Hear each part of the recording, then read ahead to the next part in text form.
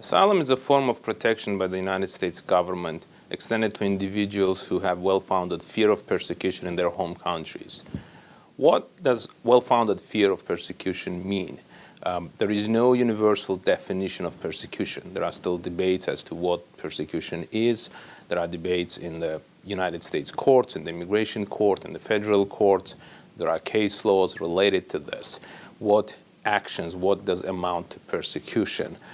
Persecution is, it should be noted that is different from prosecution. It's not the same thing as prosecution. Prosecution is punishing someone as a way for society to punish someone or deter others from committing criminal acts, versus persecution is when an innocent person who is entitled to do what they have done are being persecuted by the government or government actors or other groups or individuals who the government of the applicant is either unwilling or unable to control. That's what persecution is.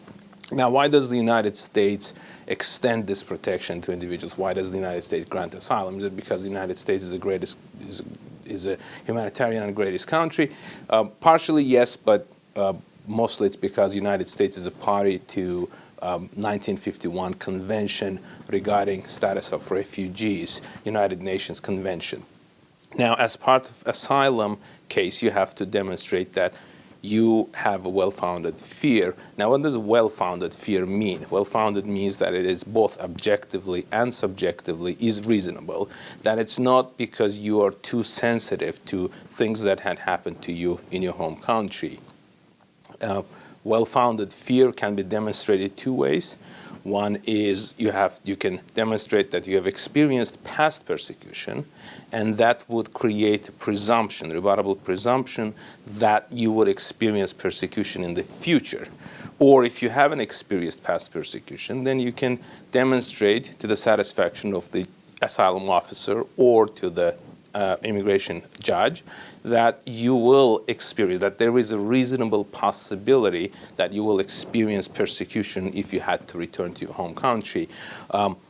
This reasonable possibility, the catchword reasonable, is very important because the burden, the extent by which you have to demonstrate that there is, that you would be persecuted in your home country is reasonable. It doesn't have to be, you don't have to prove it beyond reasonable doubt. You don't have to prove it to the extent that it will definitely will take place, or even you don't have to prove that it will probably take place. All you have to do is demonstrate that it's reasonably possible that if you do return to your home country, that you will be persecuted either by the government, government actors, agencies, agents of the government, or groups or individuals who the government is unwilling or unable to control.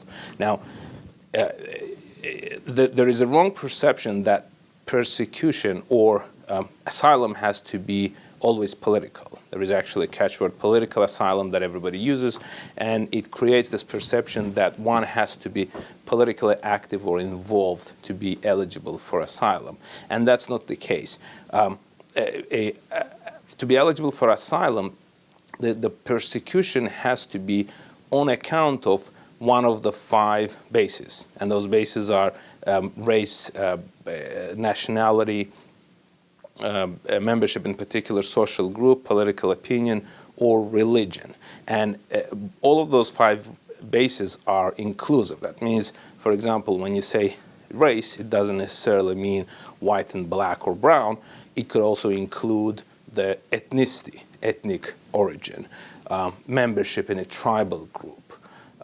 Political opinion itself doesn't necessarily require to be politically involved, to be member of a political party or participation in demonstrations or protests against the government or being a member of oppositional group. No, political opinion can be expressed many different ways. Just a simple disagreement with the government or government agents or with the orders of the police or the government of your home country can be considered political opinion. There are many different ways that political opinion can be expressed, even though the individual himself or herself may not believe that he or she is expressing political opinion. It may be perceived this way by the country, by the government of the country, or as I said, groups or individuals. And the reason why I always mention groups or individuals that are the government of your home country is unwilling or unable to control is because it's also important to understand that the actors in the case, in the context of asylum or persecution, those who do commit persecution against the individual applying for asylum do not necessarily have to be government agents or part of the government.